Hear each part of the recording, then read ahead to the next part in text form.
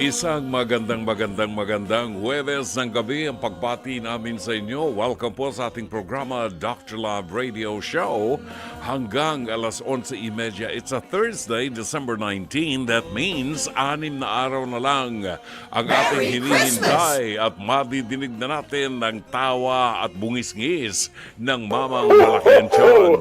Merry Christmas! Ho, ho, ho, ho, ho, ho. Merry Christmas! Ay, naku, nakapamili na ba kayo ng mga paregalo nyo? Ang misis ko, last minute, wahabol pa. Ay, si gano'n, nalimutan, si ganyan, nalimutan. Ako kasi, October pa lang, sinusulat ko na mga pangalan ng bibigyan. Ay, nako. Alam po ba ninyo na tayo po ay napapakinggan sa buong Mega Manila sa 105.9 sa Davao City, 105.9 sa Mega Manila, 106.7 sa Davao, sa Cebu City. Ang mga kababayan at mga kapatid natin dyan ay nakikinig sa 101.9, 101.5 sa CDO, 99.9 sa Ormoc, kung saan nandun si Lucy Torres at saka si Goma, at sa Tacloban 104.7 FM. Kasabay din po tayo napapanood sa True TV Channel 19 sa Signal Television.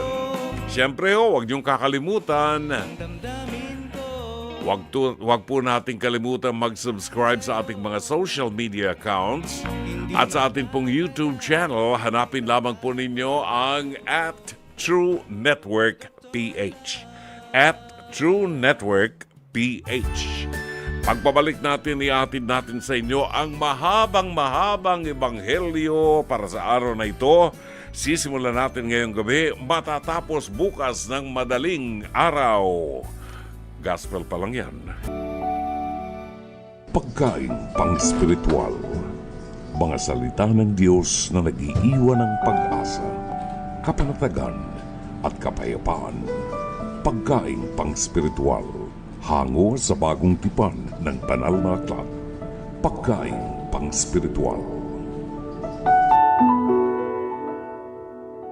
Narito ang ating pagkain pang spiritual sa araw na ito ng Huwebes at 19 ng buwan ng Disyembre.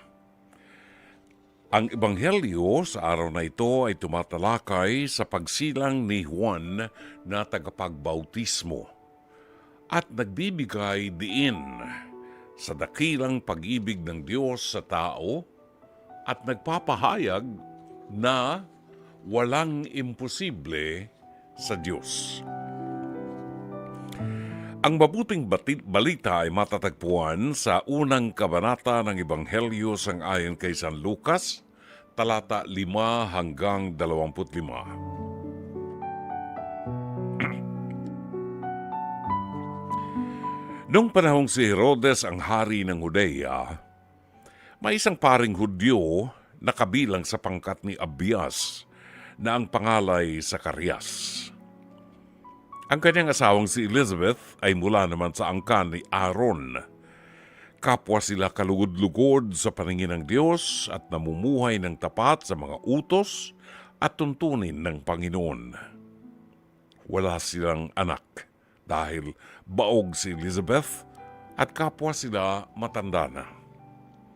Isang araw, nanunungkulan ang pangkat na kinabibilangan ni Zacarias at ginagampanan niya ang kanyang tungkulin sa harapan ng Diyos bilang isang pari.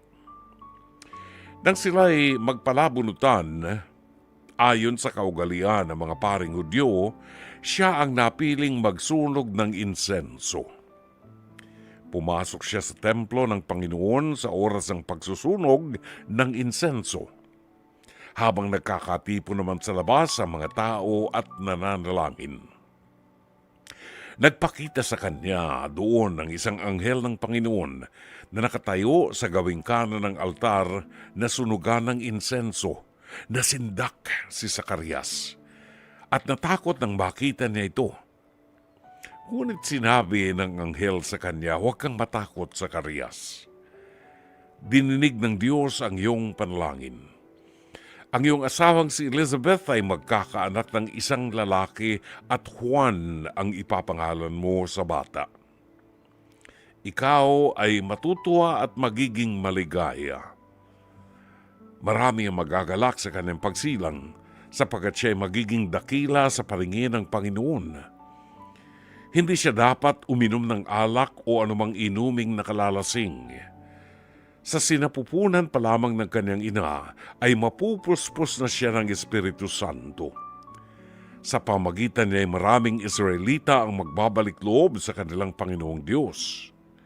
Mauuna siya sa Panginoon at taglay ang Espiritu at kapangyarihan ni Elias upang pagkasunduin ng mga ama at ang kanilang mga anak at panumbalikin ang mga suwail sa karunungan ng mga matuwid.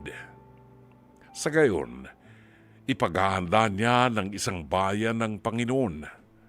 Sinabi ni Zacarias sa anghel, "Paano ko matitiyak na mangyayari yan? Ako'y matanda na at gayon din ang aking asawa." Sumagot ang anghel, "Ako'y si Gabriel na nakatayo sa harapan ng Diyos. Isinugo niya ako upang dalhin sa iyo ang magandang balitang ito. Ngunit dahil sa hindi ka naniwala sa mga sinabi kong matutupad pagdating ng takdang panahon, ikaw ay magiging pipi. Hindi ka makapagsasalita hanggang sa araw na maganap ang mga ito." Samantala, naghihintay naman kay Zacarias sa mga tao. Nagtataka sila kung bakit nagtagal siya ng ganoon sa loob ng templo. Paglabas niya, hindi na siya makapagsalita. Kaya't mga senyas na lamang ang ginagamit niya. Napag-isip-isip ng mga tao na baka nakakita siya ng pangitain sa loob ng templo. Si Zacarias ay nanatiling pipi. Nang matapos na ang panahon ng kanyang paglilingkod ay umuwi na siya. Hindi nga nagtagal at naglihi si Elizabeth. Hindi ito lumabas ng bahay sa loob ng 5 buwan. Sinabi ni Elizabeth, "Ngayoy kinahabagan ako ng Panginoon. Ginawa niya ito upang alisin ang aking kahihiyan sa harap ng mga tao." Mga kapatid, ang mabuting balita ng Panginoon. Pagkaing pang-spiritual. Mga salita ng Diyos na nag-iiwan ng pag-asa, kapanatagan at kapayapaan.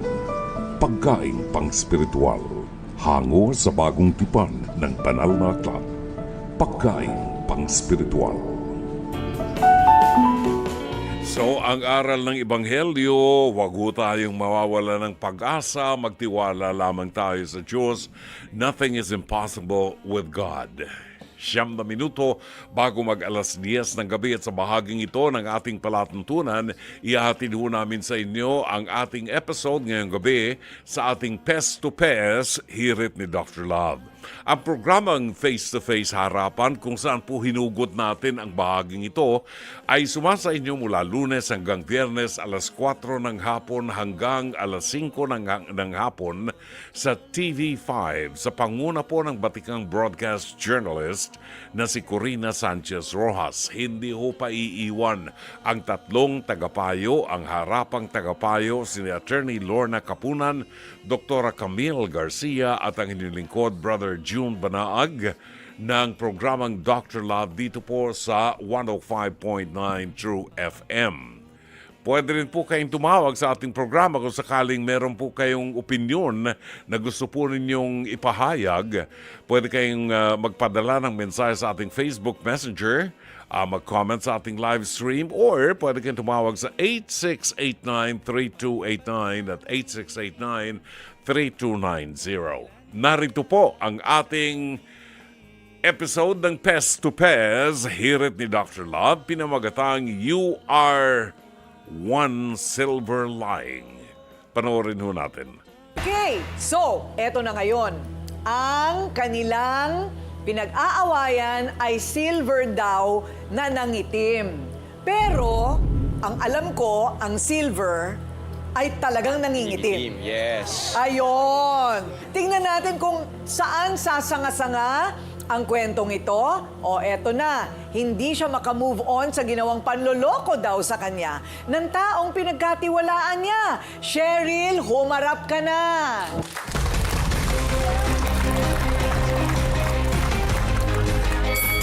Ano ba yan, Cheryl or Shirley? Shirley po. Shirley, okay. Bihira lang talaga tayo magkaroon ng guest na hindi, na hindi nangangailangan ng pustiso, no? Bihira kompleto. O, bibihira lang talaga yung kompleto talagang, yung estadistika talaga na 72% ay may problema talaga sa Talagang may ngipin sa problema. Pilipinas. 72%. Yan nga may ipin ako, kung nalasing ako, Nalasing, nalaglag. naano ko, hindi ko malaman kung saan na... Hindi mo alam kung saan napunta. Meron kaming palibreng papustiso dito, nanay. Ay, sana. So, meron tayong maibibigay sa iyo. Magbubuka ka na naman. 35 years old. Ayan. So, ito pong si Aling Shirley, tatanungin na natin, ano ang problema niyo? Ma'am, meron po akong kumari at isang kapitbahay na sinamahan ng kumari ko yung kapitbahay ko na magsanla ng kwintas at saka singsing. Pero palibasa, kumari ko siya, pinagkatiwalaan ko siya, hindi ko na inantinig na kung peke man o ano. Di ngayon, nung binayaran ko na pagkalipas ng 3 araw, napansin ko yung singsing nangitim. Oo, nangitim siya. Pero yung kwintas, okay. Totoo, yung singsing. Wala naman ako paggagalingan ng pera na yun, kundi naglalabada lang ako, nangangalakal. Siyempre, napakahirap sa akin. Magkano ba ang sangla? Bakit? 300 lang naman, madam. Pero 300. napakahirap naman yun. Oo. Di, hinanap ko siya, hindi ko siya makita. Nagtago na. Nung isang araw nakita ko siya. Sabi ko, yung singsing na sinalaw sa akin peke. Ay, hindi peke yun. Totoo yun. Paano nangyayaring totoo? Nangitim. Eto, ako ang singsing mo. Sabi ko sa kanya, bayaran mo ka ako sa palitan mo. Ay, wala akong ipapalit. Ito ang bayaran. Saka sabi ko, tubusin mo na lang yung kwintas. Wala rin akong pera. So, kung ayaw mong tubusin, ibibinta ko to. Ibinenta ko ngayon. Binenta Wala mo? akong pera eh. Nako. Bininta ko ngayon. Nangangailangan ng pera dahil ang asawa ko may sakit. Pambili ko ng gamot sa asawa ko. Walang trabaho, kundi ako lang ang naghahanap buhay. Paano ka ako makakatubos ng aking alas? Namumukpok ka yata eh. Oh. Wala raw naman siya pera eh. Wala akong magawa, madam. Wala siyang pera. Antayin ko na lang siya na mamukpok. Bago niya ako Alam mo, kung namumukmuk siya, di malaki dapat ang kita niyan. Madam, hanggang sa ngayon, ilang buwan na, 7 buwan na, ang ginawa ko, ibininta ko na lang si Quintas. Ayun, okay. So ngayon, siya rin galit kasi syempre yung halaga nun, mas malaki naman sa 300. Oo. Di ba, no? Parang ganon. Parang ganun. Oo. Pero matagal mo nang kakilala, kaibigan mo siya. Oo. Oo. Pero ano po ba kayo sanglaan ng bayan? Ano ba kayo? May sanglaan talaga kayo? Hindi naman, madam. Hindi. Kasi Pero pinagkakakitaan mo yan bilang negosyo. kasi madam, ako nangungupahan ng bahay. Kumbaga sa yung pambayad ko sa bahay, pinaiikot ko lang para naman yung madagdagan. Correct. Oh. So meron kang pa-interes. Kasi sa Opo. regular na sanglaan, may Opo. interes yan. Opo. Magkano yung interes nyo? Sa 350. Ayun. Oo. Magkano yun? 5? Gano'ng kalaki yun? Oo. Sa 300, 50 lang ano ko sa kanila. So, nasa ano yan? Oo. Nasa mga 15%. 15%, yes. More than 10%. 15. More than 10. 7 buwan na nakasanla. Ayun, 15%. Okay. Naku, tatanungin natin Sa mamaya. 1,000 Alam ko, naman, bawal yung ganong kataas. sa 1,000 naman, 100. Ayun. So 10%. 10% na. Oo. Oo, 100. 10% na. Ayun. So ngayon, kaya binenta mo na lang kasi hindi Opo. na rin nababayaran ng Opo, interes. may sakit din yung asawa ko, kailangan ko ang pera. Anong sakit ng asawa nyo? Nabulag nga po yung mata eh.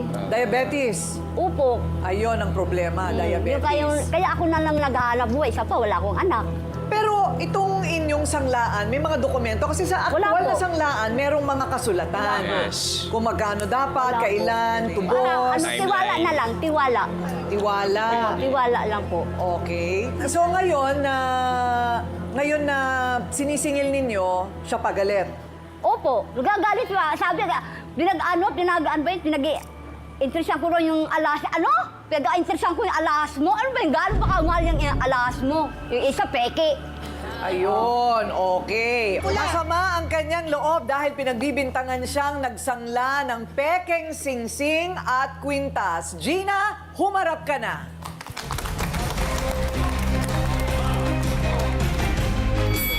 Ayan, si Gina. So, Gina, ano sa tingin mo ang problema? Ma'am, yung sinangla ko po sa kanyang silver po na kwintas at singsing po, yun po talagang tunay. Tunay. Tunay na tunay po. Okay, Hindi. na silver. Apo, Or tunay po silver. saan mo nakuha yun? Namana mo Yun ba? po, Binili mo? Di po, ma'am. Yun po yung regalo po sa akin ng anak ko ng birthday ko po. Yun po yung may halaga po sa akin. Sinungaling! Kaya Nahabol ko po sa kanya yung silver na po yun. Ayun. Singsing. Ang isinangla mo ay singsing at Kwintas Pero yung kwintas na ay parang okay lang. Okay, talagang Okay. totoo yun. Tapos yung Ako din, singsing, tanda ko pinaghihinalaan to, niyang peke kasi magsisinungaling pa ako. nangitim. Hindi, ma'am. Tunay po yun. Paano magiging peke? Just nga, di ba? Tunay? Di ba? Muna, sandali. Tanda. Kwintas, Ang kabata-bata mo yan. Ano yun? Ikaw, ilan ka, lulungan mo pa ako. Hindi ka na sinungaling Dalawa ka. kayo, kumari ko. Mari ma, Pwede sinungaling. pala yung sinala nyo. Ano ako eh? Ano ako wakan? Kaya pala nagkakaubos siya ng ngipin. Oo. Kaya pala nagkakaubos siya ng ngipin sa kanila. Kalaban. Ay, kalma. Hawakan nyo kung gano'n na mga kalaban. Okay. Donita, ano yung ginagawa mo dyan? Nilalak ko na, madam. Nilalak ko na ating ko rin pati na makatayo. Oh, ayan ha.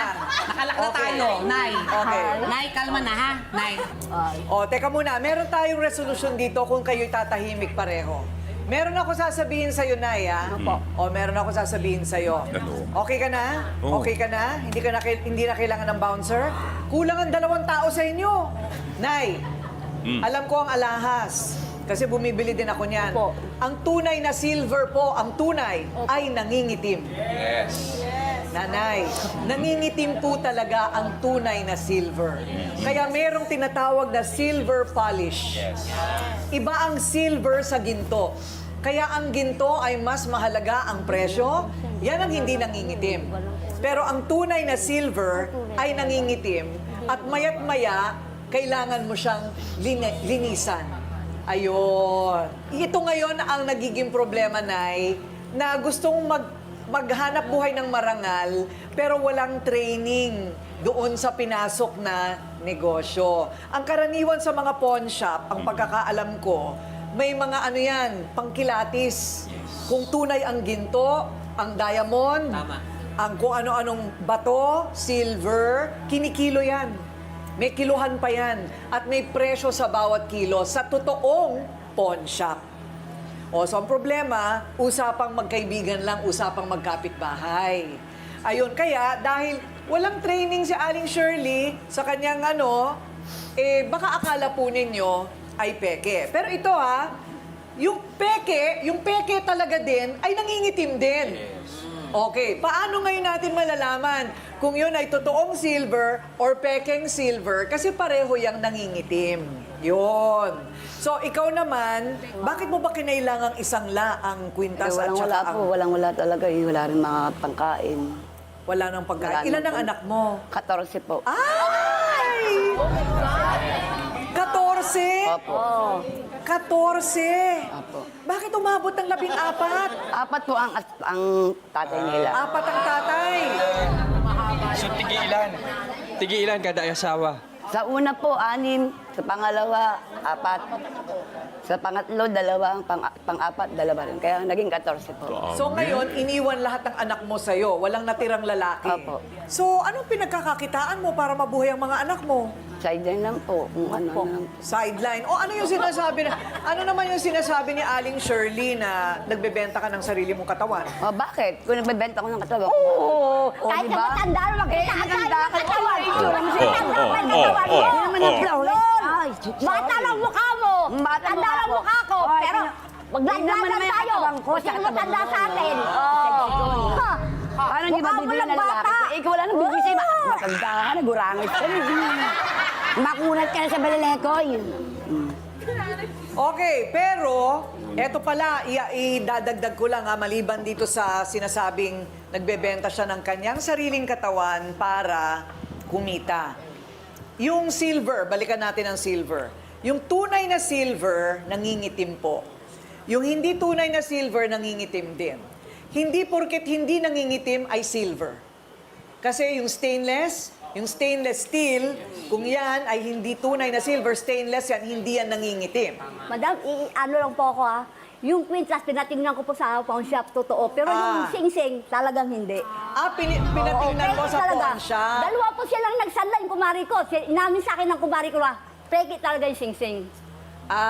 So pinatingnan nyo sa pawn Oo. shop. Okay, alamin natin mula sa ating trio tagapayo, Dr. Love, ano ang nakasaad sa salita ng Panginoon tungkol sa pagsasangla at pagbebenta ng laman? Ang nakikita ko rito, everyday, parang bunga ito ng kahirapan. Hindi na matatapos ang problema natin sa kahirapan. Kaya kailangan kumilos tayo. Gumawa tayo ng ibang paraan para maka-catch up tayo dun sa pangangailangan natin. Meron tayong dapat baguhin sa buhay natin. Now, prostitution. Meron tayong dalawang kasalanan. The sin of commission and the sin of omission. Okay? Yung bagay na magagawa sana natin pero hindi natin ginawa, kasalanan yun. Ano? Pero yung ginawa natin dahil gusto natin gawing kasalanan, that's a sin of commission. No? Matagal ng panahon pa ng Sodom and Gomorrah, and even Sodom and Gomorrah, mas matanda pa yung prostitution. Bakit? Kasi napakadaling kumita. I think it's about time. Pag-isipan natin, mahalaga ba sa atin ang relasyon natin sa Diyos? Sa inyo lang yun, ano? Sa atin, personal po yan. Personal. Sa ating lipunan, hindi namin kayo mahatulan. Pero may masasabi kami sa uri ng ginagawa ninyo na maaaring maka-apekto sa lipunan. Kung hindi maganda, pwede na tayo magbago. Mabait ang Diyos. Mabait ang Diyos, mga ate. Hindi tatandaan ng Diyos ang kasalanan nyo. Nililimot niya yan. Bibigyan ka ng panibagong pagkakataon. Bibigyan ka niya ng biyaya, siksik, liglig, umaapaw. Isuko mo lang ang sarili mo sa Kanya. And that's a new life. Thank you, Dr. Love. You're Amen. welcome. You're welcome. Maraming salamat, Ate Kuring. Ganun ho talaga. Kung sa bagay, kung pag-uusapan talaga, mahirap iwanan ng prostitution. In a matter of 5 minutes, malaki kikitain mo. Eh, siyempre, depende naman sa itsura mo yan, di ba? Eh, kung wala nang ipin, baka matetano pa. Eh, kung sira ipin mo, baka matetano yung kapartner mo. Kaya, you know, depende rin sa goods. Depende din sa binebenta mo. Di ba? Pero mahirap pumatol sa prostitution. Baka makuryente, mahirap na. Hindi mo malaman kung sino unang gumamit. Ayaw. Babalik ho tayo. Ang ating oras ganap na alas 10:06 ng gabi. 20 minutes after 10. Tayo po ay nasa pangalawang bahagi na ng ating programa. Kayo po ay nakikinig sa palatuntunang Dr. Love Radio Show kasama niya si Brother June Banaag. Ay, gusto kong pasalamatan si Kumaring Zenny Dayang Hirang. Thank you! Baka naglalakbay pa siya sa kahabaan ng Commonwealth ngayon. Grabe yung pagkaka-traffic talaga. Nadinig pala ni Kumaring Zenny Dayang Hirang na wala akong abutan. Totoo yan talaga. Wala akong inaabutan na tindahan na bukas ng bibingka at saka ng puto bumbong pag-uwi ko. Siguro naubos na. Anyway, nagpadala siya ng puto bumbong sa bahay at saka bibingka. So may merienda ako mamaya. Maraming salamat. Thank you, Maria. Thank you. Alright, 21 after 10. Ito yung mga nag-text sa atin. Si Lance Abelion. Magandang gabi, Brother John. At sa mga listeners, I missed the program last night dahil sa aming Christmas party at ang taon ng Lantern Parade kahapon sa aming opisina sa UP Diliman. Nagbabalik watching from Sampaloc, Manila, Lance Abelion. Si Jezebel Villo Soto Lurin ay buwabati po ng magandang gabi and Merry Christmas sa lahat ng mga doctor lovers. Alma Sapor Santos, enjoy and be safe. Sherry Pichor ng Seattle, Washington. Chato Sakluti ng Novaliches ay buwabati rin ng magandang gabi.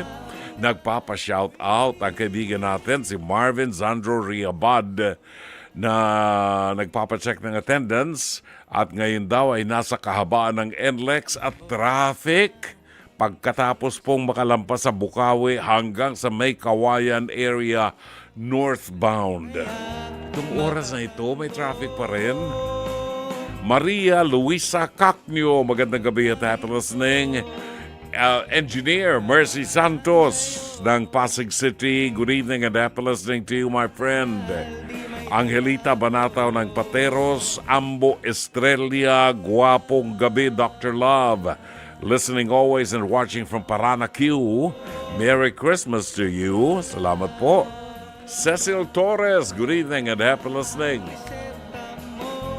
Si Rexel John Dakaldakal. Ay, ito maganda. Gusto ko itong apelyido to. Rexel John Dakaldakal.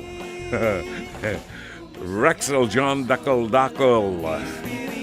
Buwabati ng magandang gabi. Julita Zugitan, Lori Feria Flores ng Pasay City, Nico Cabales, and Gigi Alindogan. Good evening po. Totoo po yan. With God, all things are possible. Maraming salamat, G. Merry Christmas to you and Kuti Mercado, ha? Thank you. We have 24 minutes after 10 sa programang Dr. Love Radio Show. Meron tayong isang music na gusto kong madinig. Si Frankie Lane, no? After Frankie Lane ay tingnan natin kung makukuha natin ng isang phone call natin na gustong humingi ng live counseling buhat sa Negros Occidental. In the meantime, ito yung awiting inawit ni Frankie Lane at may iba-ibang version din nito. May version ito si Pat Boone, may version ito si Connie Francis. This time, ang iparirinig po namin sa inyo ay ang version ni Frankie Lane. Yung iba, sabi nila, ang title nito, Do Not Forsake Me, Oh My Darling. Do Not Forsake Me, Oh My Darling. Actually, ang title lang po nito, High Noon. Here is Frankie Lane at 25 minutes. Sandali lang po dahil sandali lang po, tinahanap si Frankie. sabi ni Frankie kanina, pupunta lang daw siya sa restroom. Baka bumili ng siopaw. Sandali lang ho. Naghahanap din siya ng puto bumbong kanina eh. Kayo po ay inaanyahan ho namin na makinig sa ating programa Lunes hanggang Biyernes, alas 9:30 hanggang alas 11:30 ng gabi, dito po sa 105.9 True FM. Dito tayo sa totoo. Sa totoo lang talaga. Di ba? Saan ka pa? Okay. Yung live counseling natin, nasa linya na siya. Kunin natin kaya muna kung ano ang maitutulong natin dito sa isang caller natin. Makinig. Tingnan natin ang tawag ni Letlet ng Negros Occidental. Letlet, welcome to Dr. Love. Hello, sir. Magandang gabi. Yeah, magandang gabi, maayong gabi, Letlet. Kumusta? Okay naman po. Ilongga ba si Letlet? Ilongga? Opo, sir. Nagapamati ka ba sa Negros sa programa natin? Oo, sir. I see. Ilang taon na Oo, si sir, permigate. Ilang taon na si Letlet? How old are you? 37, sir. 87? 37. 37. Dalaga, may asawa, byuda? May asawa, pero hindi kasal po, sir. May asawa pero hindi kasal. Di dalaga pa ka. Dalaga ka pa. Hindi, oo, wala ka pang asawa. May ka-live-in. May ka-live-in. Opo, sir. Okay. So, ilang taon na kayo magka-live-in? Mga 5 years. 5 years. Okay. May anak na? Opo, sir, isa. Isa pa lang ang anak. May plano ba na magpakasal o magbahay-bahayan na lang the rest of your life? May plano po naman, sir, pero wala pa pong ipon masyado. Wala pang masyadong ipon. Libre naman ang kasal. Pwede namang libre. Oo. Opo. Huwag nang mangarap huwag nang mangarap ng ingranding kasal kung walang Kaya nga, pera. sir. Oo. Okay. So anong problema? Let. Mhm. Ang sa akin na po, sir, parang mabigat lang yung pong pang-araw ko po kasi po parang mahirap magpatawad po. Ay, Parang okay. magulo ang isip. Mhm. Parang Sinong humihingi ng tawad? kasi po, yung parang noong bata pa kami, iniwan na po kami ng aming papa. Sinong Tapos sinong nagkasala sa iyo na kailangang patawarin? feeling ko po yung papa ko. Yung papa mo. Opo. Anong nagawa ng papa mo na parang nahirapan kang patawarin siya? Kasi po, nung mga bata pa kami, iniwan niya po kami na parang walang pasabi. Tapos po, talagang hirap kami sa buong buhay namin, nahihirapan po kami. Mhm. Pinaguyot po kami ng aming mama. Talaga Okay. lahat-lahat ng sakripisyo ginawa sa amin. Lahat-lahat na mga sakit aming naranasan. Mhm. Tapos, nung bumalik siya, parang lalong gumulong buhay namin kasi Ilang kayo magkakapatid? Ilang kayo magkapatid? ito po. 7. Tapos Opo. walang trabaho ang papa mo. Noon po nagtatrabaho siya dyan sa Maynila. Sa Manila po. I see, okay. So nagpapadala ba siya ng pera? Noon po. Pero parang medyo Kulang. mga elementary stage na po. Parang wala na po. Wala kaming balita sa kanya. Okay. So, matagal na yon hanggang ngayon ba hindi pa siya umuwi ng probinsya? Opo, sir.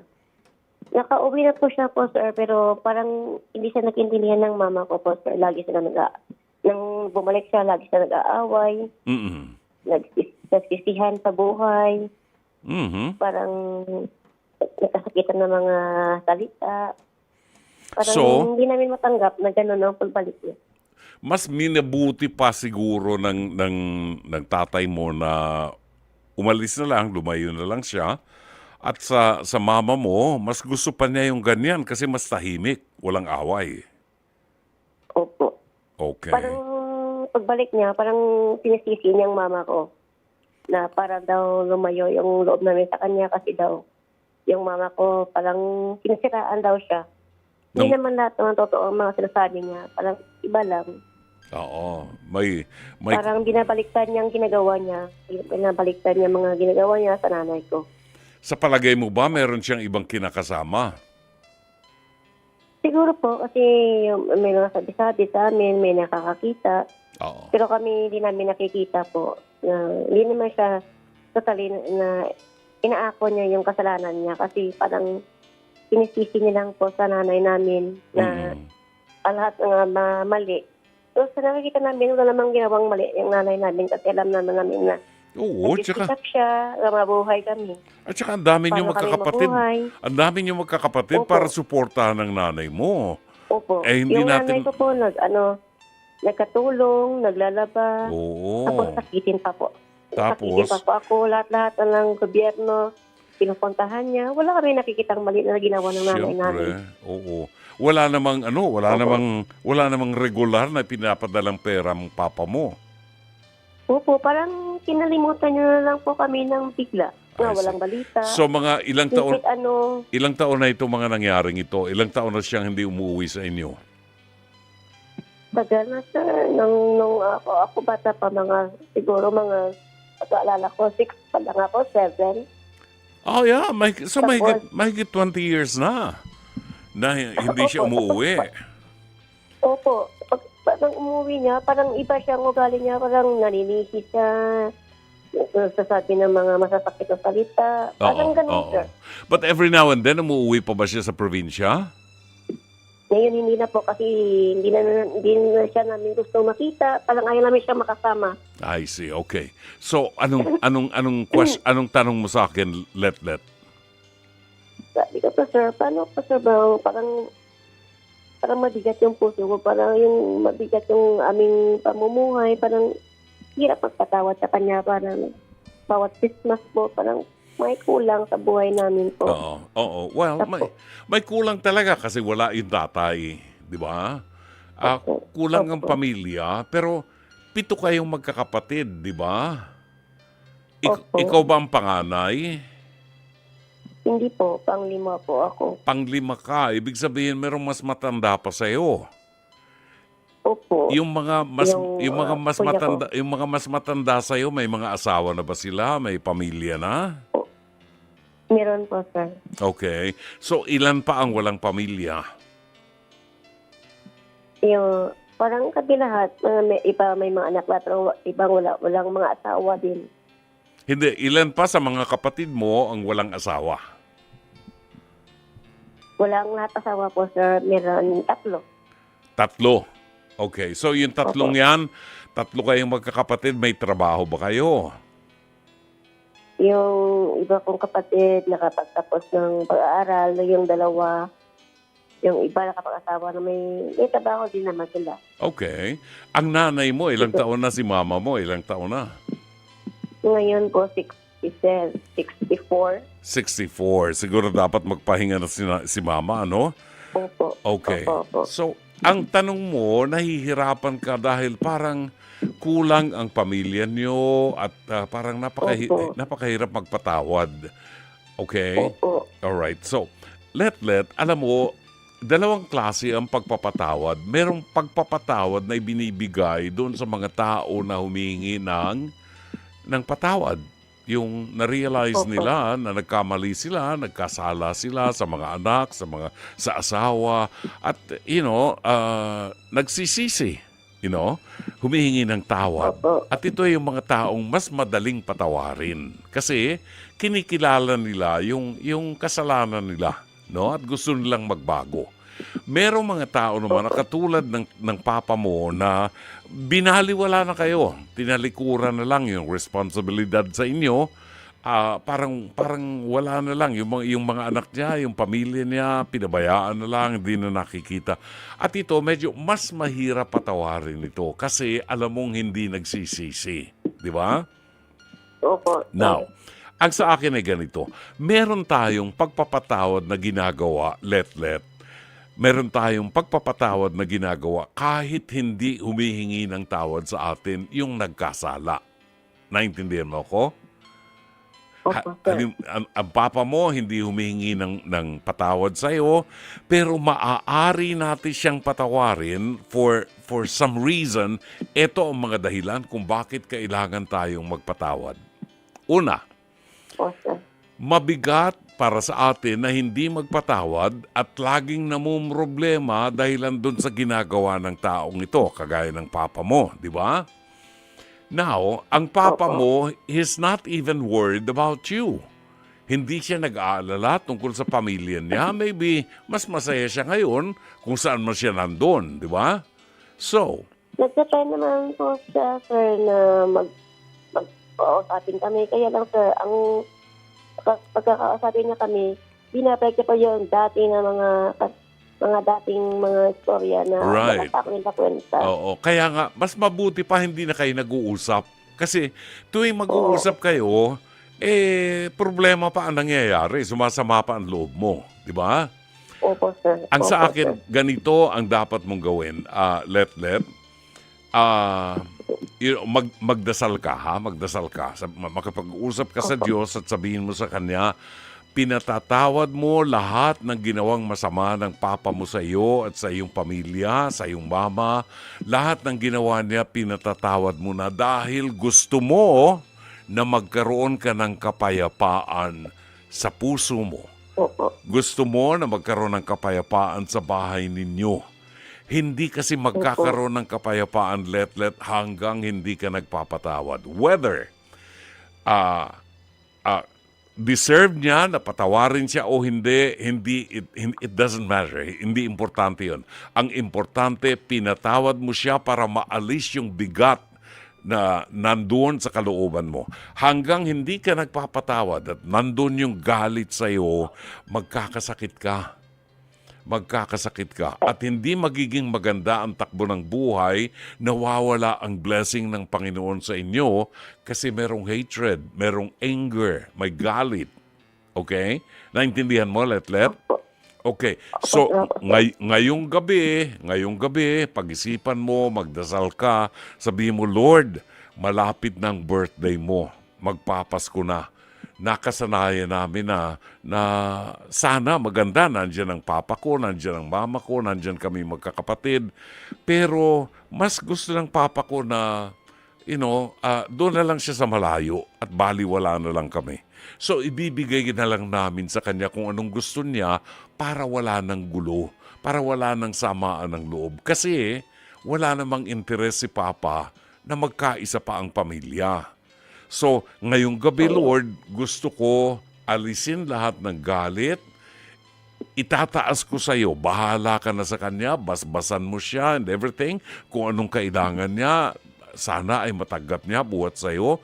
Pero kami, lahat ng sama ng loob, lahat ng galit, itataas namin sa iyo at ikaw nang bahala. Dahil naniniwala kami, Lord, na kapag ginawa namin ito, na nagpatawad kami, ang lahat ng biyaya mo ay ibibigay mo sa amin. Alam mo, mararamdaman mo yan. Pagkatapos mong magdasal ngayong gabi, before you go to bed, mararamdaman mo unti-unti papasok ang magandang buhay sa inyo. No? At magiging mapayapa kayo pag wala na yung anger. Alisin nyo na yung anger na yan. Kung sakaling dumating siya, tratuhin mo na lang siya na civil. Pagka nag-iinit ang ulo niya at gagawa na naman siya ng issue, umalis ka na. Punta ka sa kapitbahay, uminom ka ng soft drink doon sa tindahan, pabayaan mo siya. Ikaw nang mag-adjust. Kasi ang gusto ng diablo, masira ang pamilya niyo. No? Hindi natin papayagan yan. Kung gusto ng papa mo na masira ang pamilya niyo, nasa kanya yon. Pero kayo na magkakapatid, suportahan niyo si mama. Kasi si mama may edad na. Okay? Bring God back to your family. Kailangan kayong pamilya niyo nagdarasal palagi. At least bago kayo matulog, makipag-usap sa Panginoon. Magpasalamat sa Kanya sa mga biyaya. At alisin ang galit sa puso dahil magpapasko na. At pag nawala ang galit, mas mapayapa kayo, mas masaya ang pamilya niyo. Okay? Opo. Maraming salamat sa iyo. Po na Thank you. ang Pasko namin kasi. Thank you po, sir. Yes. Okay, well, thanks a lot, Let, and Merry Christmas to you, huh? Merry Christmas, sir. Thank you. Merry Christmas! Maraming salamat. Ating nadinig si Let ng Negros Occidental. Gusto ko pang pahabain ang kwentuhan, pero just to sum it all up, may mga pagkakataon po na sa ating buhay ay napupunan natin parang ang bigat ng dating ng biyaya ng Diyos. Parang ang bigat ng buhay natin. Pero pag inisip po natin, kaya mabigat ang dating ng buhay sa atin, parang hindi tayo makaangat. Parang subsub tayo sa paghihirap. That's because there is anger in our hearts. May galit sa puso natin at hindi natin kayang magpatawad sa mga taong nagkasala sa atin. When that happens, mapupuna po natin na mabigat ang buhay. No? Mapupunan natin na mabigat ang buhay natin. Parang ang hirap pumasok ng biyaya. Kung magpapatawad tayo, alam nyo, the next day, pagising mo, ang gaang ng kalooban mo. Paano makapagpapatawad kung itataas natin sa Diyos? Lord, alam mo, ikaw, Panginoon, ang nakaalam kung paano kami inapi ng taong ito, paano kami pinabayaan ng taong ito. Pero ang lahat ay itinataas namin sa iyo. Ikaw na ang bahala, Panginoon. Kami, magpapatawad kami dahil nahihirapan na kami at mabigat sa puso namin. Kaya kailangang maging mapalapit kami sa iyo, Panginoon, para ang mga biyaya ay magaang napapasok sa aming buhay. Let sana'y natulungan ka ng palatuntunan ito. As always, Dr. Love. Maraming salamat. We still have 9 minutes before 11 o'clock. Paanyaya po natin dahil malapit na ang Pasko on Christmas Eve, araw ng Martes, next week. Bibigyan po natin ng pagkakataon lahat ng mga doctor lovers na makatawag sa ating programa at bumati po sa mga mahal nyo sa buhay kahit po yung mga nasa ibang bansa. You are most welcome. Sa mga nais pong bumati sa inyong mga minamahal ngayong Kapaskuhan, on December 24 and 25 sa Dr. Love Radio Show, bibigyan daan po namin ang inyong mga pagbati, no? Kung gusto po ninyo, pwede kayong mag-send ng inyong video greetings sa ating programa at amin pong ipapalabas yan, papakita po natin live sa December 24 and December 25. Dalawang gabi po yan, ho? 24 ng Disyembre at 25 ng Disyembre, ipapalabas po namin ang mga video greetings ninyo. Ang video greetings po ay dapat horizontal o pahiga ang camera. Oh? Malinaw po kayong nakikita, wag naman madilim ho, kailangan maliwanag. At wag po ninyong kalimutan na banggitin ang pangalan ng inyong babatiin at magpakilala rin po kayo. Halimbawa, ako po si Brother June Banaag at gusto ko lamang pong bumati ng maligayang Pasko sa aking mga magulang, sa aking 24 na kapatid na nanonood ngayon. Yan, di ba? So, isama niyo yung pangalan niyo at ang pangalan ng inyong mga babatiin. Ho? Pwede ho ninyong sabihin muna ang inyong pangalan at kung kailan po kayo nagsimulang maging Dr. Lover. At sabihin po ninyo ang inyong Christmas message, ang inyong Christmas greeting. Siguruhin po ninyo na masasabi niyo ang pangalan niyo at ang inyong babatiin. At kung taga saan po kayo ho, isend lamang po ninyo sa Dr. Love Facebook page sa messenger natin. At kami na ho ang bahala, no? Mapapanood po ninyo yan sa December 24 at December 25. At kung sakali pong meron kayong liham kasaysayan, maaari po kayong maging bahagi ng ating programa kung ang inyong kasaysayan ng buhay ay kasaysayan ng tagumpay or problema na gusto po ninyong idulog sa ating palatuntunan. Kagaya ng isang liham kasaysayan na ating itatampok buhat kay Viviana ng Cavite City maya-maya, no? So, maaari kayong magpadala ng liham kasaysayan sa ating programa sa Dr. Love Facebook Messenger o kaya po ay mag-comment sa ating live stream. Pwede rin po kayong tumawag sa ating mga hotlines. Ang bilang po ng ating hotlines ay 8689-3289 at 8689-3290. Sa ating pagbabalik, tutunghayan natin ang liham kasaysayan, padala ni Viviana ng Cavite City. Oras, 5 minuto bago alas 11 ng gabi. Aba, bago natin basahin yung mga pagbati ho, baka ho may mga motorista, mga nagmamaneho na nakikinig sa programa natin. Baka po may plano kayong dumaan ng C5. Grabe po ang traffic sa C5. Kung po pwedeng umiwas na ho kayo ng C5, umiwas na ho kayo. Umisip na ho kayo ng ibang daadaanan sapagkat may aksidente pong naganap dyan sa gawin ng C5 sa Taguig sa may Palar.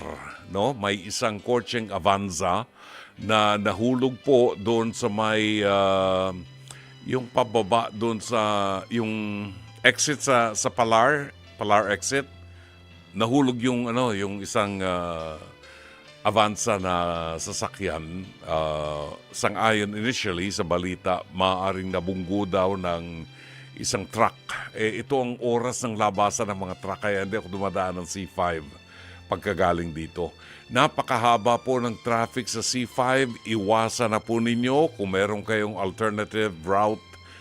Gumawa na ho kayo ng plano para maiwasan nyo ang C5 dyan sa may area ng Palar exit sa Taguig City. Nandyan po ang simula ng napakahabang trafiko sa C5.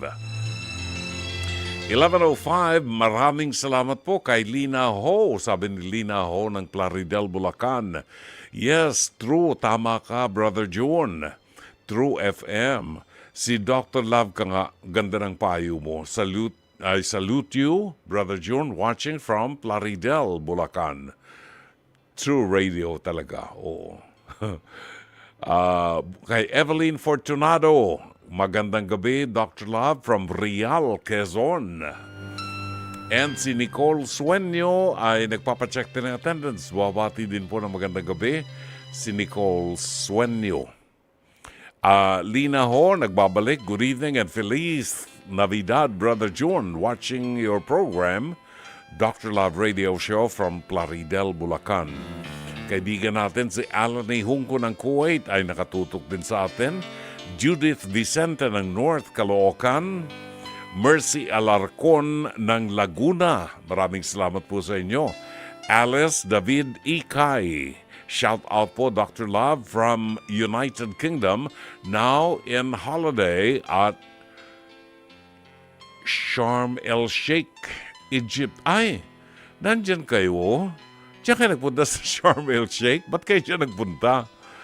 Kasi yan ang dinadaanan namin nung araw from Israel papuntang Egypt. Diyan kami dumadaan, alternate route yan. And it will take you, 13 hours drive from Israel to Egypt pag diyan kayo dumaan sa Sharm El Sheikh, Egypt. Yan ang ginagamit namin nung araw pag merong issue na malaking gulo or may threat sa mga pilgrims doon sa normal route na dinadaanan namin that takes us only about 8 hours. Pero pag ikaw ay nandyan sa Sharm El Sheikh, Egypt, it will take you about 13 hours coming from Israel sa Mount Sinai Peninsula. 13 hours yan bago ka makarating ng Cairo, Egypt. Marilu Francisco, pa-shout out po. Dr. Love, maraming salamat sa iyo, Marilu. Si Vincent Garcia, good evening, Dr. Love, watching here from Gloucestershire, United Kingdom. Edwin Romero, mga imported to, watching live sa Facebook here in the City of Angels in Los Angeles, California. Pa-check po ng attendance in advance. Merry Christmas. Samantala, si Sampaguita Mabunga ay buwabati po ng pinagpalang gabi. Blanca Manaba, good evening uli. Lagi po nanonood sa inyo. JC Calasikas, magandang gabi, Brother June, watching you right now. Kahit medyo kulang pa sa tulog at nag-a-attend pa ng simbang gabi, alas 4 ng umaga. Good luck sa aming Christmas party. Sa araw ng bukas, magpe-perform ako at kakantahin ang medley ni Engelbert Humperdinck. Sana manalo sa competition. Thank you. Kung magaling kang kumanta, pwedeng manalo ka. Pero ang secret dyan, isipin mo si Sugar ng Pampanga habang inaawit mo ang medley ni Engelbert Humperdinck. Then, pwede ka manalo. Navarro Verna Pepito, magandang gabi sa inyo. Thank you very much. At sa oras na ito ay ating tunghayan ang liham kasaysayan padala ni Viviana ng Cavite City.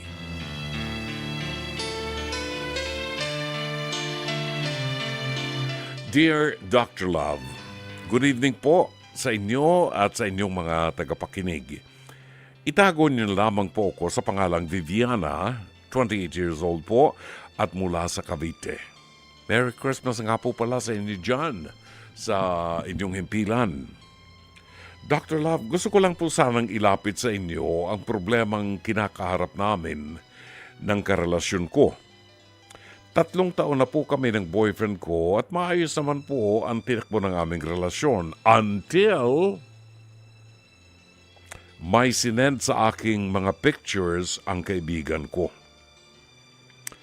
Dr. Love, gusto ko po munang i-describe sa inyo ang aking boyfriend. Mapagmahal po siya, maalaga, responsable at sobrang mahinahon. Siya na po ata ang nakilala kong pinakakalmadong tao.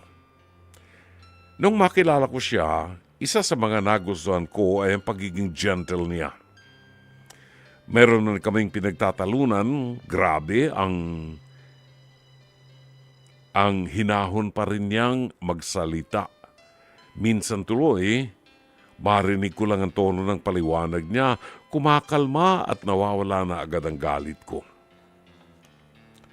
Marami po nagsasabi na parang sobrang lambot ng boyfriend ko.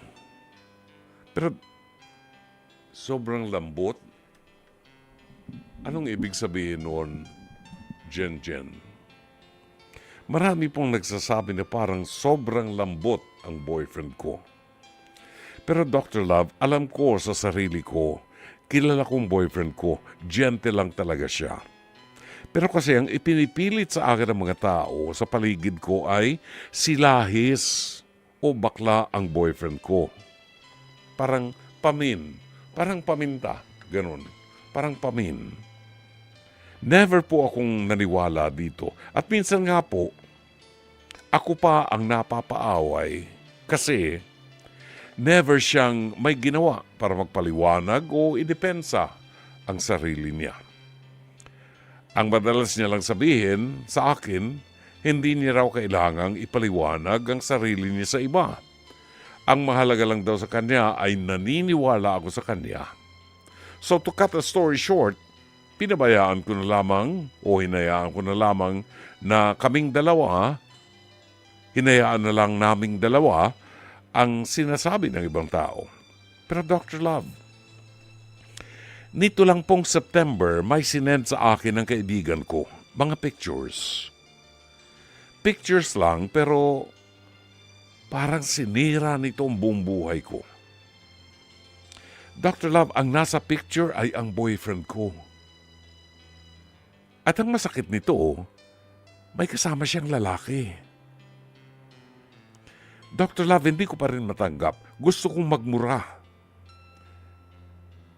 Hindi kasi basta magkasama lang sila.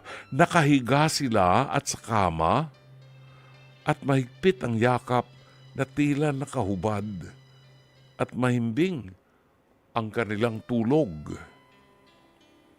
Dr. Love, hindi ko alam kung saan nakuha ng kaibigan ko yung picture. Tinawagan at kinulit ko siya after niya isend yung picture na yun, pero iniwasan na niya ako. Hindi ko malaman kung edited ba yun o ano. Kasi iniisip ko baka bagong paninira na naman sa boyfriend ko yan. Kaya naman di ako nag-alangang ilapit sa boyfriend ko at ipinakita ko ang picture. Ang intention ko ay pure. Para magtanong lang naman. Kung itinanggin niya naman, Dr. Love, walang pagdadalawang isip, ay isasara ko agad ang usapan at kalilimutan na. Pero Dr. Love, for the very first time, itinulak at sinigawan niya ako. Dr. Love, ang mga salitang binitawan niya sa akin ay hindi ka ba titigil sa kakahanap ng butas sa akin? At kung ano pang pang-aaway na ang ginawa niya, pero hindi niya po diniretsyang nasagot ang tanong ko. Binato niya rin ako ng phone ko. Binato niya rin po ang phone ko kung nasaan ang pictures na pinakita ko sa kanya. Wala na po akong nasabi. Hindi na ako nakasagot. Nangangatog na lang po ako sa takot dahil first time ko po siya nakitang magalit. Dr. Love, magto 2 months na po at hindi pa rin po kami nag-uusap buhat nun. At dahil magpapasko na, gusto ko na po sanang matapos ang pagdurusa sa relasyon namin. Gusto ko na po muli siyang kausapin at kung maghihiwalay na ba kami. Gusto kong malaman kung binamahal niya ba ako o tingin ko karapatan ko rin naman na malaman kung totoo bang niloloko niya ako. Kaya lang, Dr. Love, hindi ko po alam kung tama po ba ang gusto kong gawin, Dr. Love. Ang plano po naman po namin ay magpakasal na sa January ngayong paparating na 2025. Pero hindi man lang kami umabot ng Pasko. Dr. Love, sana po mapayuhan niyo ko. Ano po ba ang dapat kong gawin? Ayusin at alamin ang totoo o hayaan ko na lamang po kaming ganito? Bigla ang hindi nilang nag-uusap na parang walang nangyari. Grabe po ang sakit na nararamdaman ko ngayon, Dr. Love. Please, need ko po ng advice. Nagmahal po ba ako ng bakla? Minahal niya kaya ako kahit papaano? Umaasa po sa inyong tulong, Viviana ng Cavite. Makulay at makabuluhan ang 2 oras ng ating pagsasama. Muli kaming magbabalik bukas ng gabi, alas 9:30 hanggang alas 11:30 dito po sa 105.9 True FM. Sa ngalan po ng ating General Manager ng Nation Broadcasting Corporation, Mr. Raul de la Cruz, ang head ng ating Programming and Production, Alvin Maanyo, ang ating Operations Manager, Cherry Baile, ang ating mga producers, Jen Morales at Mike Santillan, ang ating Technical Director, Direct Sheikh Mamaril, Radio Studio Technician Rom Ortigas, PA and Avid Operator Jairian Manipon at ang ating TOC Switcher si Weng Carpio. Ito po si Brother June Banag, OP, pansamantalang magpapaalam. Hanggang bukas muli, magandang gabi. Maraming salamat. Shalom Aleichem.